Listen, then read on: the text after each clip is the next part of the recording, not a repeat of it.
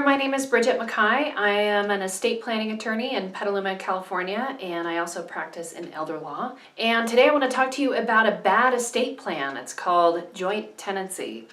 Joint tenancy is a form of co-ownership during the lives of two or more people. It is used as a plan, whether you know it or not, because when one joint tenant dies, the remaining joint tenants, or if there's only two, the remaining joint tenant immediately succeeds in ownership to whatever asset they held in that form without the need of a probate. On the plus side, this plan allows you to avoid probate or the expense of creating a trust, and sometimes that's why people knowingly go into these relationships. Some people don't know they're in it because if you're a husband and wife and you own a bank account, that's considered a joint tenant account or brokerage or anything else. And sometimes if you've purchased your home, it was so long ago that you purchased it as a joint tenant with your spouse.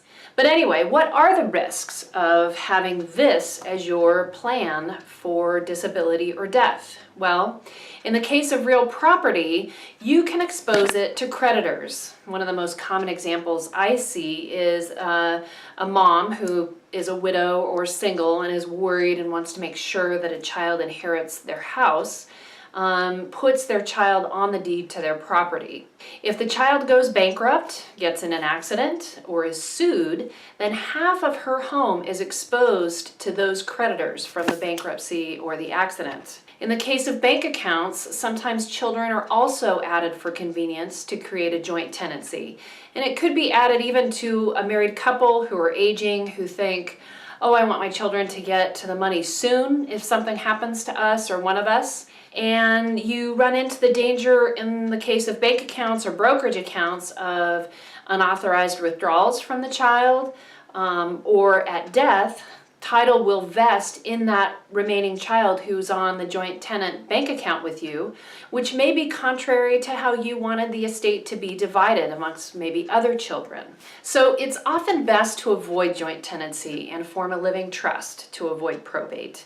A trust can designate how assets are used at incapacity and how they're distributed at death. It provides emergency funds and protects assets from creditors and others seeking to get to the money of potentially a joint tenant child. And it is a simple method of avoiding probate and the risks of joint tenancy that I've outlined.